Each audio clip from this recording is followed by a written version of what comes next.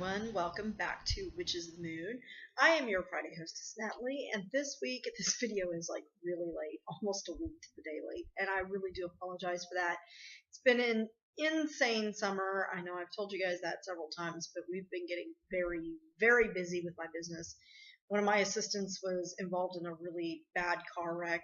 She was getting into her vehicle to go to another job, and someone came speeding through the parking lot of our apartment complex, texting, not paying attention, slammed right into her car, spun out, hit two more cars, totaled all four vehicles, and severely injured my assistant. So any offerings of prayer or healing and Reiki would be very appreciated for Ashley right now. She's going to be out of work for at least another 28 days, and so in the meantime, Christina and I are going crazy trying to keep up with everything that Ashley was doing as well. However, I did want to get this video out, so I give my sincerest apologies for it being late, but I'm hoping that I can give you guys some information that you'll use or learn from or grow from, or that you can share, and so on and so forth. Now, this week's topic, or last week's topic, was working with magical beings. And we talked about this topic a few seasons back, and I didn't go back and rewatch my video. It was my intention to do so, but my hair is sticking up like a banshee chicken. But I did not have the opportunity to go back and look for that video, so I'm going to try not to rehash what I talked about last time. So what I'm going to focus on in this video is I'm going to talk about just some of the spirits or magical beings that I personally work with, and some etiquette kinds of things that I've learned from working with them that I find useful to me. Now, some of the spirits, in terms of the pronunciations, I probably won't pronounce these the way some of you do, so please forgive me if you think I'm saying it wrong. By all means, feel free to tell me in the comments, but don't think that I'm going to change the way I'm saying it. So, here we go. All right, I want to start with the elemental spirits, because I do work with the elemental spirits on different occasions. Depending on the time of the year and what kind of working I'm doing and what kind of elements, their energy that I want to draw from, is how I decide which of these magical creatures that I want to work with. Now, I don't just whip out a spell that's going to call upon these spirits without any kind of thought of consequence or respect. I try to always have respect for the magical creatures that I work with, because they are as real as you and I are, in my opinion. Now, do I think that they manifest the way we see them in Hollywood? Maybe not so much so, but they are intelligent spirit beings, and I do think that we owe them some respect for that. I think we give them physical characteristics to satisfy our own need to see something or something physical. Doesn't mean that they can't take that physical form, and that we must get that idea from somewhere. Most of them were Paracelsus, who was a Swiss author who during the medieval time was the one who kind of wrote out what we currently commonly think of as magical folk. But I'm going to talk a little bit about what I do, or how I call upon them, or what how I work with that, what my etiquette and protocol is. So the first one that I want to talk about is the undines, which are elemental spirits of water. Water is very important to me. I've always been very drawn to the beach and to the ocean. I love sailing, and I don't get seasick, although I get very car sick, which is kind of weird. I don't get air sick or seasick, but I do get very car sick sometimes. And so this is a spirit that I think rests with me, and I think it's evident in the fact that I don't get seasick, but I'm watching everybody else lean over the boat. The fact that I can get car sick, but I don't get seasick, I think kind of indicates that I have a positive relationship with this being.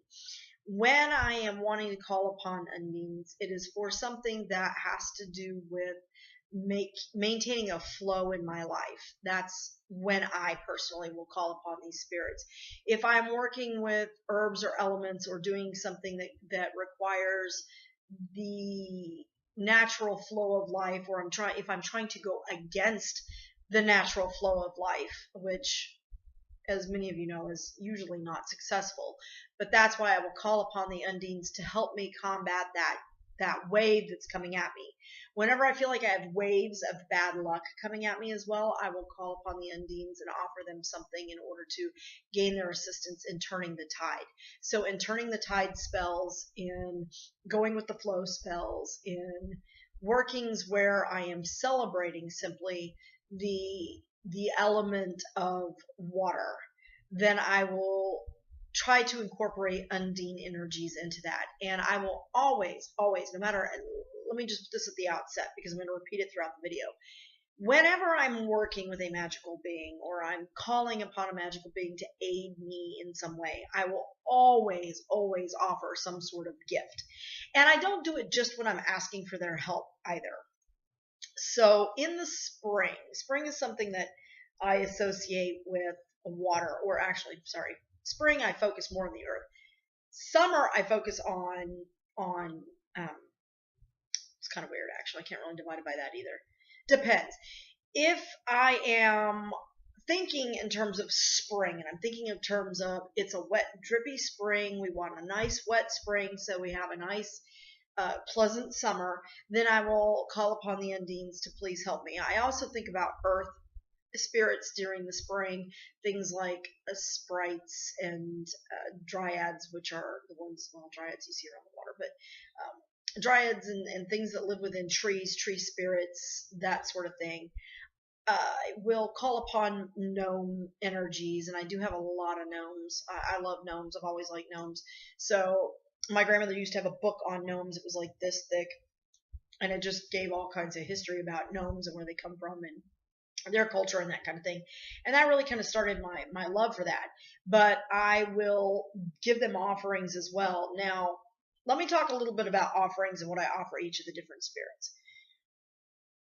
Undine's water spirits, I will offer things like beach sand. If I go to the beach somewhere, I will collect sand from the beach in little vials, and I will take that and offer that as an offering to the Undine. Sometimes I will simply put out a bowl of water.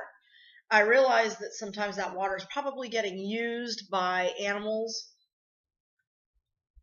but that's a natural part of nature and a natural part of water. Water feeds us, it nourishes us. We can't live without it. So I will simply put out a small bowl or dish of water and just say, you know, I offer this with my thanks that you continue to bring me rain and life and so on and so forth, and with the blessings of the God and Goddess. Something along those lines. I will also offer up seashells. Sometimes I will just offer a whole shell. Sometimes I'll put the water in the shell and put the shell outside, like in my garden. But I'm going to come talk about that a little bit more in a minute. I will also offer crushed seashells, in the form of sand. And I will spread that out somewhere, and I will say thank you. And sometimes I will take these gifts to a body of water. Like we have a greenway behind my house because we have a tributary that feeds into Lake Louisville. So I will go back there and I will leave my offerings there, where I hope that they won't be disturbed by human beings, basically. Now, in the spring, I tend to think of water and earth. In the summer, I think of fire and earth. And then in the fall, I think of air and earth spirits. Air, fire, water, earth. Okay, I'm covering them all there. Felt like I was leaving something out there, but anyway. So I will, call upon those energies in my workings. So with gnomes, I will often offer my gnomes little bits of bread, because bread comes from grain, which is pulled from the earth.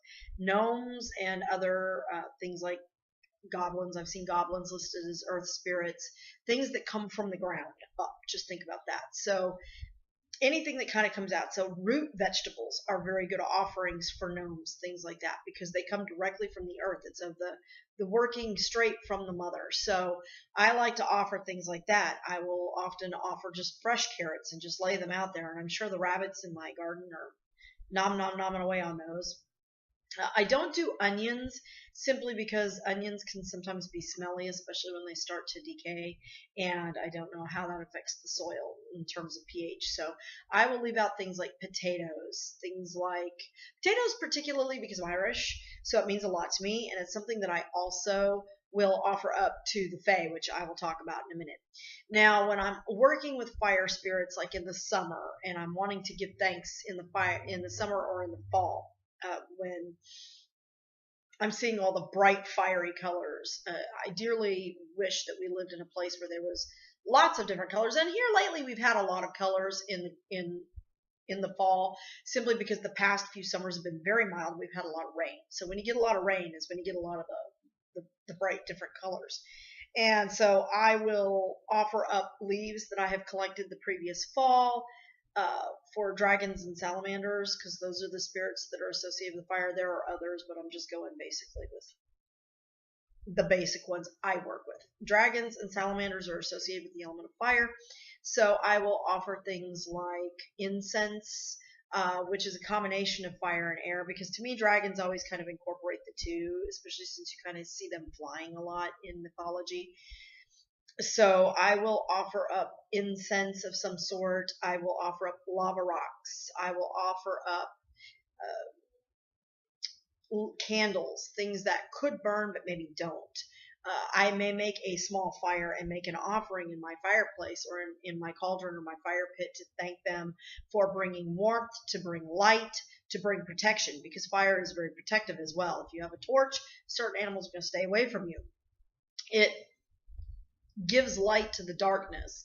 Now, that being said, I also think when we use a flashlight or a torch or a light, it actually makes the darkness less friendly to us. So just keep that in mind. That's just a side note. I've always kind of felt like, I don't mind walking around in the dark without a light. I don't like having a flashlight and walking around. To me, it's creepy, and it's because to me that sets the dark apart from us. When we're one with the darkness, it embraces us, but when we push it away from ourselves, it pushes us away from it as well. So anyway, just a side thought. But dragons and salamanders, you can honor them by having, I want to get into that. Hold that thought. So, hold that. I have a thought coming. Hold on. I have a thought. Hey! Sylphs are air spirits, and they take the form of butterflies. I associate them also with moths. So you have daytime, nighttime air spirits. Air, again, I will offer up some sort of incense, anything with a fragrance. Sometimes I will just burn an oil, or I'll have an oil out on a cloth and I'll allow the air to absorb it, and I will offer that as an offering for the sylphs. I find that they like pleasant things, like things that are very strong and pungent, like roses and things like that. I don't think that I've ever tried giving them something that was, kind of stinky per se, like a skunk cabbage or something like that. One second, I'm sorry, my internet's about to go down, so I want to plug it in. I have a little portable hotspot here. Okay, so those are some things that I will offer to them. I'm going to save the Fae for the very, very last, because that is a big one that I work with frequently. And I have always had a lot of deep respect for the Fae.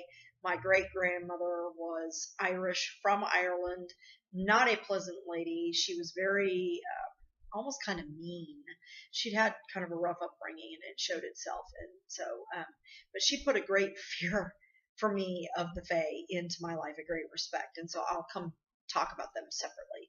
I want to go back to talking about the elemental spirits for a minute. When you're working with the elemental spirits, personally, I have found that it's nice to set up something permanent, not just when you're calling upon them for energy, not just when you are wanting to incorporate them, not just when that particular element happens to be on your mind. Like I said, I tend to focus on things like earth and water during the spring, and I tend to focus on earth and fire in the summer, and fire and air in the fall, and then back to fire and earth in the winter, because that's when the earth is sleeping and fire provides us warmth. So it's always kind of on my mind. Sometimes water will come to my mind in the winter, simply because water also becomes scarce. It freezes up, and so it's cold and you really need it when you're out trotting around out there. But the elements are always all around us all the time. So I find that it's nice to have something set up to honor them even when you're not specifically calling upon their energy. So for example, if you're in your home, and I like this idea particularly if you have a roommate or a spouse or a partner, or somebody your family doesn't know about your practices, and you're trying to keep it kind of on the down low or sort of subtle, but you still want to have something to honor the elements. I saw this awesome idea. I'm sure many of you also saw it because it was floating around Facebook. But you get one of these little, 6 to 9 drawer cubbies. Had 9, 3, 3, and 3. And in the center, you reserve that space for spirit itself. So you could put something that represents all of the elements or whatever for you. So maybe like a star of some sort. Doesn't have to be a pentacle, but a star. If you are out in the open, put a pentacle there. Put a pentacle disc there and put it in the center. You could put I don't know, maybe a picture of a loved one or something who has passed into spirit, or something that makes you think of spirit, some sort of representation of spirit itself, and put that in the middle, or a nice piece of art that you can appreciate that makes you feel spiritual, and you put that in the center cubby. Then at the top, next one, you leave this one open, put one in the bottom, leave that one open, next one. So it's going to be the 4 around that center one is where you would put your elementals. So, earth, air, fire, water, or however you do your elements. And you could put something like, for earth, you could put a potted plant of some sort. For fire, you can have maybe a candle, and you don't ever have to light it. It's there to represent the element. So you would put that in that space. For air, you could maybe hang a little wind chime, just put a little hook in the top, or even get one of those little 3M hooks that's clear and hang a small set of wind chimes from there. So it represents the element of air for you. See, we talked about spirit. Water, you could just simply put seashells, sand from the ocean. You could put a small bowl of water there and just have it there. I find for earth also, salt makes a wonderful gift, but you don't want to put it on the ground itself, because it will make the ground where it cannot grow grass and that kind of stuff. But you could put salt in a bowl, have water in a bowl, and that could represent your elements there. And that would be a very nice, simple offering. If you can't put it in the neat little box, you don't have to. You can just have these things in certain places around your home to give honor to the spirits of those elements. And that way, when you call upon them, they are already feeling welcomed in your home and in your presence, and they don't feel like you're just using them, because nobody wants to be used. And that includes magical creatures. Now, I want to take a little bit of time here and talk about the Fae specifically. Now, the Fae is primarily a Celtic type tradition, although fairy lore exists in almost every culture in the world. So I don't want to say exclusively it's Celtic, but the Fae is a term that refers to typically Celtic fairy lore. Leprechauns, but not just leprechauns. Leprechauns are something totally separate. But the Fae were the people of Ireland. You had the Fae, the Tuatha De Danann, which is another name for the Fae. They're also known as the Sidhe, the Banshee, the fair folk, the good folk. They refer to them as the good folk because you want to stay on their good side, trust me. And, other such names. Now, these spirits, they're very mischievous, kind of playful, but they can be very mischievous and almost malevolent if you're not careful. If you disrespect them, they can become very malevolent, usually not so much malevolent as they are mischievous. They do tend to do things like take things, so things that you love will disappear, things you need, your car keys, the remote, and I have a story about that I'm going to come to. Now, the Fae are particularly busy around Bealtaine, or Beltane as it's sometimes pronounced, and they have a lot of different abilities. They have the ability of what's known as glamour. Glamour is the ability to project an illusion, but this isn't just a simple illusion. We're talking really complex, supernaturally based illusions to make you think you're somewhere where you're not, or you're speaking to somebody that you're not. And I've actually had this experience before. It was very, very trippy. And I might get into that in another video just about the Fae. I might do a video for my private channel just about the Fae and some of the odd experiences that I have that I attribute to working with the Fae. Now, when I offer things to the Fae all the time. I don't want them to ever think that they're not welcome in my home. And I'm going to share a story about why. For those of you that do not know, the fairy rings, which are the mushroom rings that grow up in your yard after a particularly rainy season, I do not recommend that you mow those down or pull them out.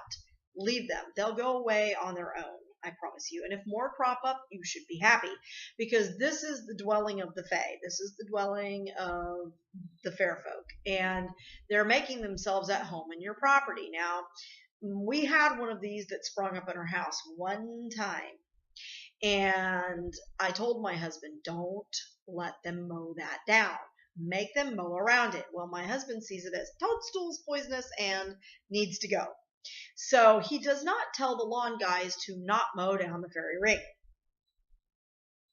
Things began to disappear around the house. All kinds of stuff. Everything you could think of. We tore that house apart looking for some of the stuff. And one of those things, which if you're a man, you're going to giggle because this is right up the alley, but the remote control for the TV in our bedroom completely disappeared. Now, we have different remotes for the different rooms in the house. I am a labeler. I like to label everything.